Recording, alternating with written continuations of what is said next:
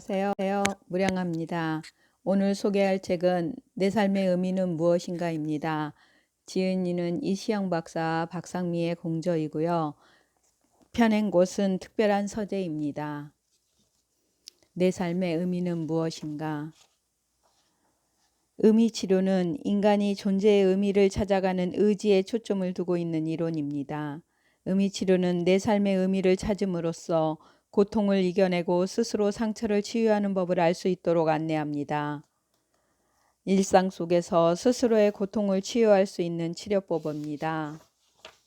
내가 겪고 있는 시련 속에서 의미를 찾음으로써 고통을 이겨낼 수 있는 잠재력을 우리는 내면에 가지고 있습니다.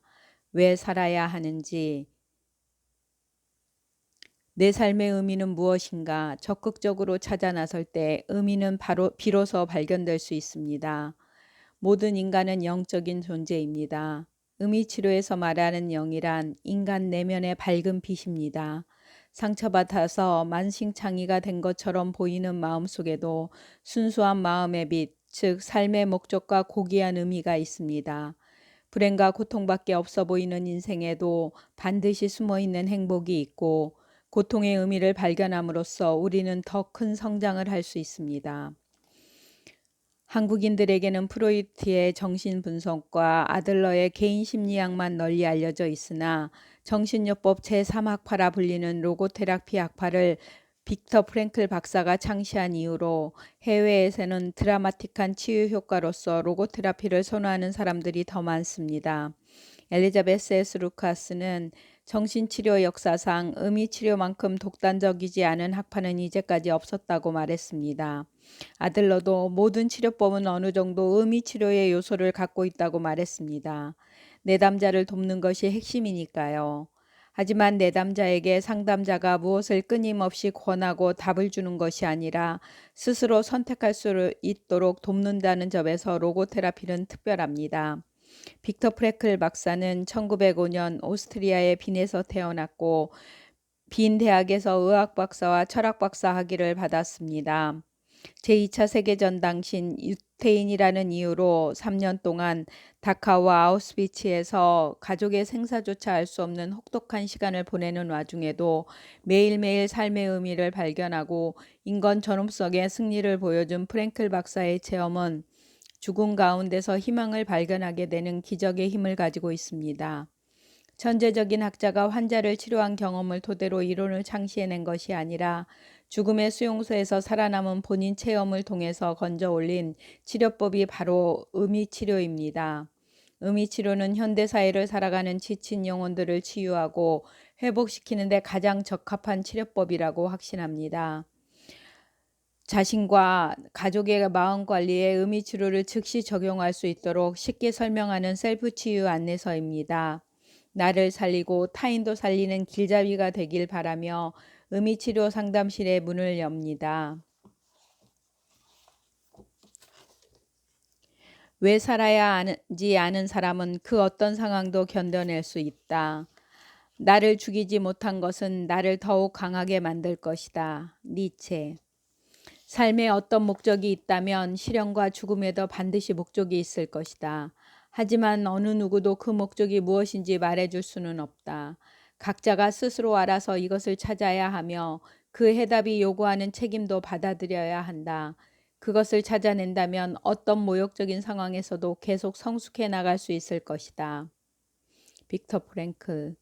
인생을 두 번째로 살고 있는 것처럼 살아라. 그리고 지금 당신이 막 하려고 하는 행동이 첫 번째 인생에서 이미 그릇되게 했던 바로 그 행동이라고 생각하라. 빅터 프랭클. 빅터 프랭클의 저서에서는 삶의 의미에 대해서 내가 살면서 실현해야 될 사명은 무엇인가? 나에게 발견되어 실현되길 기다리고 있는 의미는 무엇일까? 내가 겪은 시련을 가치 있게 하려면 어떤 실천을 해야 할까 등을 깨닫게 해줍니다. 모든 사람의 인생에는 의미가 있고 생명이 있는 모든 사람에게 충족시켜야 할 의미, 실현해야 할 사명이 반드시 주어져 있다. 나에게 발견되어 실현되길 기다리고 있는 의미가 있다. 괴로운 일들도 의미 있는 일입니다. 내 삶에서 반드시 필요하기 때문에 일어났다는 사실을 받아들여야 해요. 이 기본적인 인생 철학을 받아들일 때 참된 행복을 얻을 수 있습니다. 내 인생에 주어진 초의미를 찾는다는 건 절박한 문제이지요. 인간은 자기의 이상과 가치를 위해 살 수 있는 존재, 심지어 그것을 위해 죽을 수 있는 존재입니다. 책임감은 인간 존재의 본질입니다. 내 삶에 책임을 지는 것은 내가 실존하는 이유, 살아야 하는 의미를 찾는 것입니다. 피할 수 없는 시련이 내게 주어졌다면 나만이 수행할 수 있는 유일한 과제로 받아들여야 합니다. 과거의 실수를 바로잡고 더 나은 인간으로 나아가는 삶. 나의 사명을 완수하기 위해 책임 있는 행동을 해야 합니다. 내가 책임져야 할 것이 무엇인지를 고민해야 합니다. 무엇을 위해, 무엇에 대해, 누구를 책임져야 하는가? 내 삶의 의미를 찾고 싶은데 성취하지 못해서 괴로움을 겪고 있는 중인 그런 실존적 좌절을 많이 겪고 있습니다. 또한 실천적 권태는 삶의 의미를 찾지 못해서 공허하고 삶의 권태를 느끼는 것입니다. 이런 실천적 공허와 실천적 권태에 대해서 먼저 이해를 해야 합니다.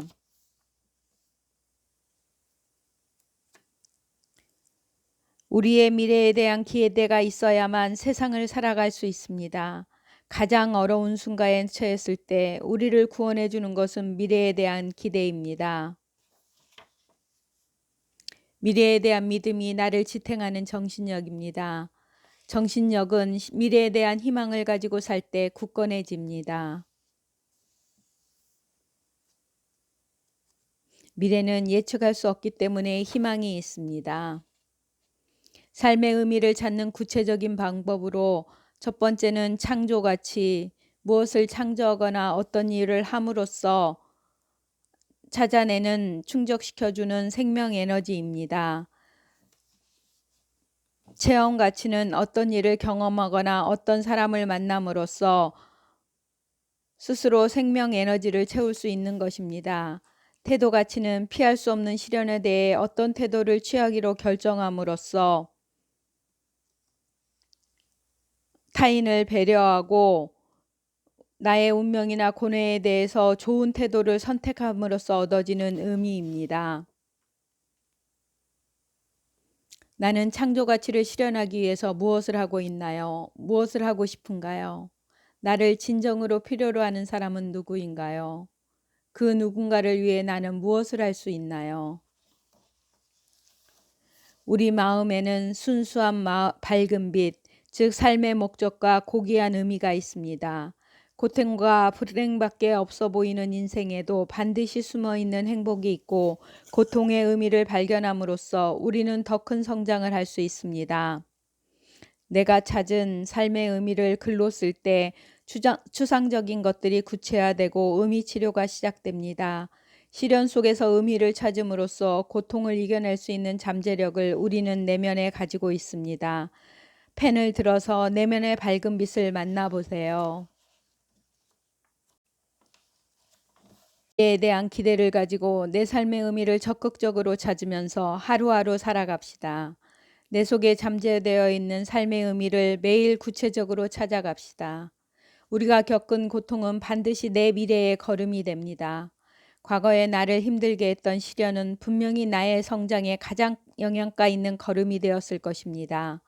과거의 고통 때문에 많이 힘들었던 당신, 삶의 의미를 찾지 못해서 방황했던 당신, 주변의 마음 아픈 사람들에게 도움이 되고 싶은 당신에게 이 책이 희망이 되기를 간절히 소망합니다.